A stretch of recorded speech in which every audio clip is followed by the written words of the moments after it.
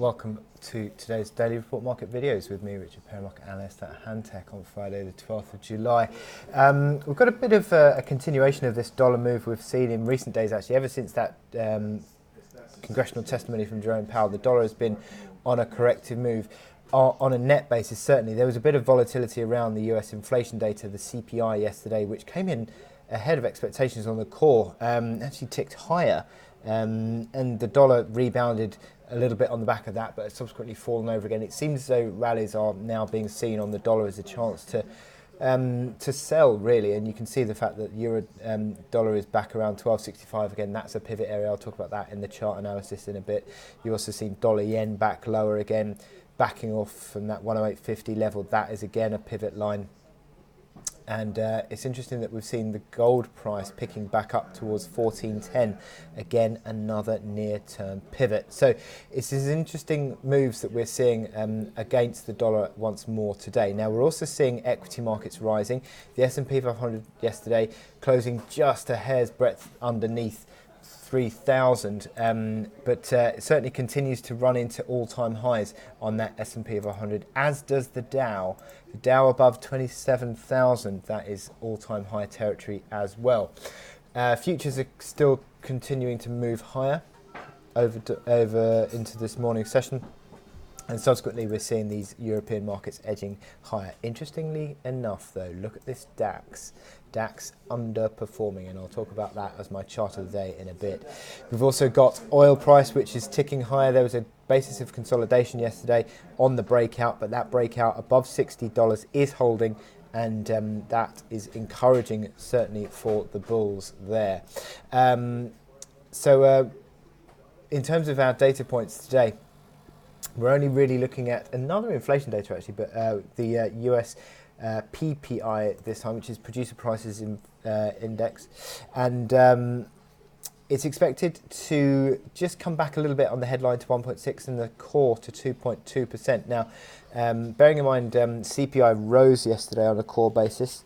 The question marks surrounding how the sustainability of the core CPI rising will be made, and if the core PPI drops more than expected, then that would sort of feed into the CPI further down the line. So watch out for that this afternoon.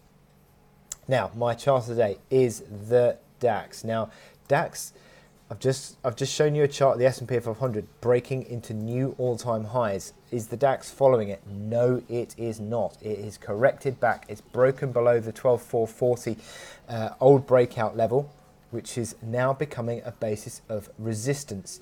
You can see the momentum indicators. Look at this, MACD crossover sell signal. That's the first one we've seen since early May. And what happened in early May? Well, we saw the market subsequently going on a 4-5 week corrective move. RSI back at 50. Well, 50 is okay on a general basis, but 54 was the reaction low back in late June, where the market hit 12,190. So is this suggesting that we're going to be having a retreat on the DAX? Well, certainly in the last week or so, this run of negative candles, lower lows, lower highs, breaking underneath 12,440, certainly suggests perhaps that is the case. So this is an interesting correction. We've got the 55-day moving average. Now, although there was a brief period in the May to June time where it was breached, that is actually a very good basis of support throughout 2019. So that comes in at 12,200. So again, that plays into this whole retreat back towards that 12,190, and a test of that area could well be seen. So this is an interesting move that, as I said, near term, this is the hourly chart, near term corrective move, downtrend, negative configuration on the moving on the momentum indicators, below all the moving averages. That 21 hour moving average is now a basis of resistance around 12,375, underneath the 12,440 barrier as well. So it certainly looks at the moment that the DAX is selling into strength, and given the fact that Wall Street was breaking out to new highs yesterday, DAX is not, and that certainly suggests that if Wall Street were to start to correct back, I think the DAX would be under fairly more significant downside corrective pressure.